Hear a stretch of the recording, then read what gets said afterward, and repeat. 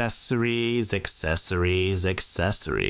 This episode is a little different because now I have a Steam Deck OLED. Because now I get to see whether or not these accessories also work on Steam Deck OLED. And spoiler alert, they probably do. So the first accessory kit I want to talk about isn't actually for the Steam Deck, it's actually for the ROG Ally. Yes, it's been a while since I've made an ROG Ally video, and I might make another video about it soon. This accessory kit comes from JSaux, best known for their Steam Deck accessories. The first of which is this silicone handle for the ROG Ally. The silicone grips only work for the controllers, so they only slip over your left and right controllers, which can be convenient, but honestly, I'm not too big on this, especially since they also ship another accessory as well. Also included are some stick grips and also some back button extenders. I'm not too big on either of these things, but yeah. There we go. Next up is a screen protector, and I'm not gonna lie to you, I'm not that great at putting screen protectors on.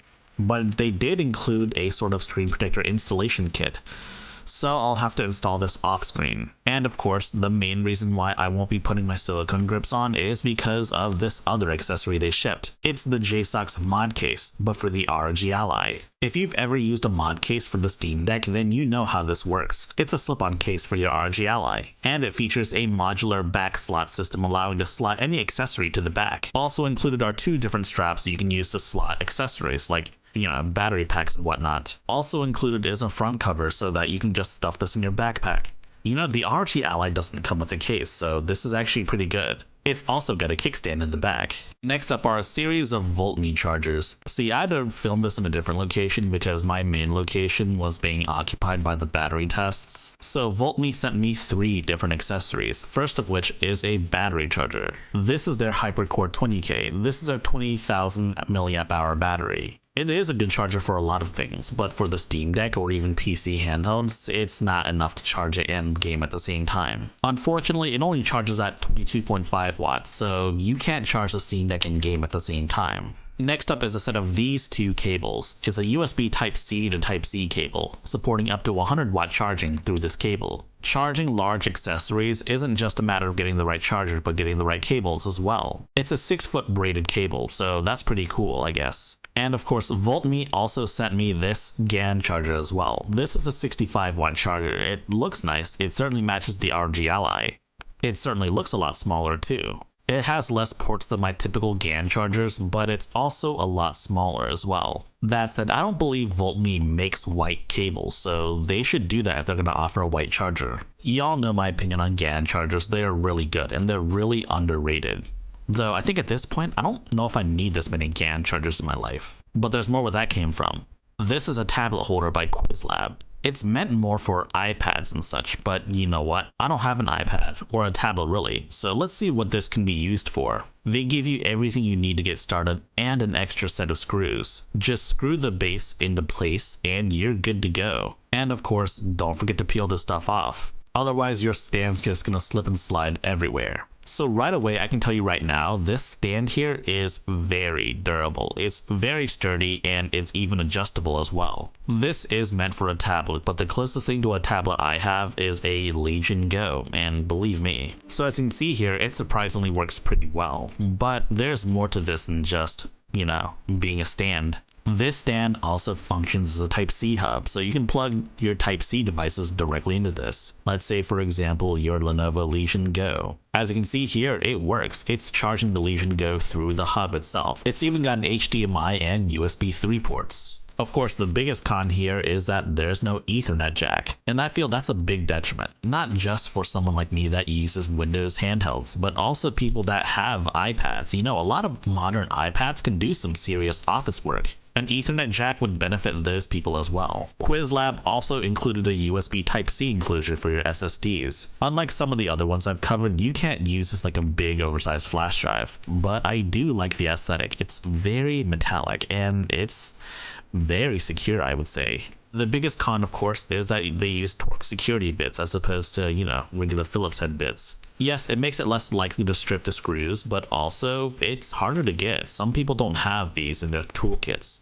Which, by the way, if you don't, you definitely should get some. They give you a thermal pad to apply over top of your SSD. This enclosure is meant to house a 2230 sized SSD, the same size that your Steam Deck uses. So first what you do is remove this existing screw in here.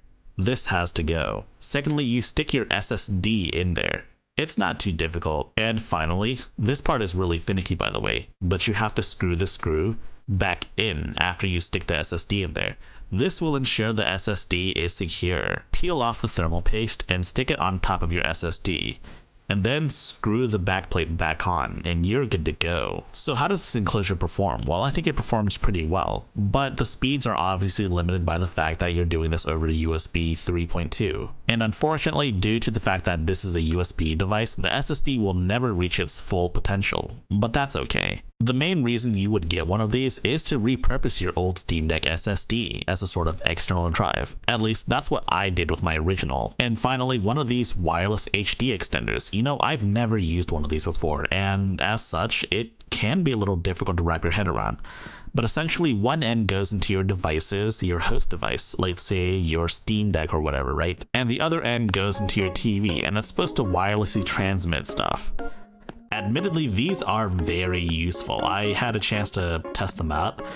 They're very useful for many things, but in my humble opinion, gaming is not one of them. And don't get me wrong, it works. But the big issue is that it's just like, this would work great for like movies and other things that you don't have to interact in, but this isn't it for gaming. Also worth mentioning is that you have to be within a specific radius for this to work properly. Even going as far as one room away, it doesn't work all that well. My humble opinion is if you're getting this for like movies and stuff, then sure, why not?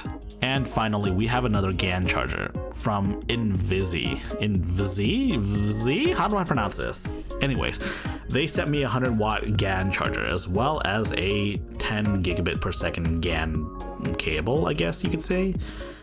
It works about as well as you expect. There isn't really anything else I need to say about this, but I'm here to talk about their other accessory. This combination of a 100-watt GAN charger and a dock. It's kind of like that one JSaux dock I covered a while ago where it's a power unit and a dock at the same time. But this one is a lot bigger, so inside the box are a bunch of conversion things for international use. Like personally, I won't be needing these for international travel, but it's good that they give you them in case you're shipping from another country. Next up is a sort of extension cable for your GAN charger.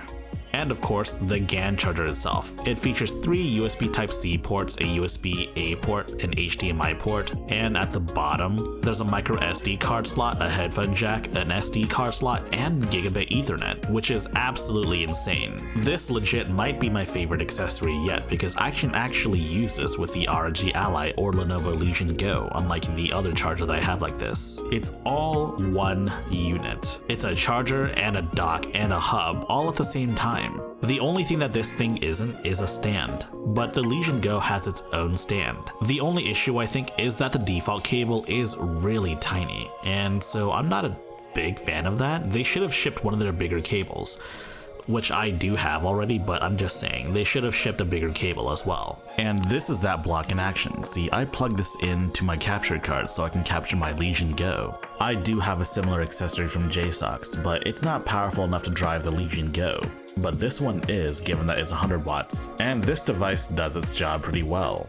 I haven't had the chance to extensively use the device, but you know, given that I like to record my footage off of a capture card, you'll be seeing a lot more of this later. If you like this video, please press the like button and check out our other videos, and if you like those other videos as well, be sure to press the subscribe button, and share the good gospel of high-tech lowlife with your friends. Furthermore, we have a community Discord for enlightened individuals such as you. And if you wish to further support high-tech lowlife, be sure to check out our Patreon page. Links in the description.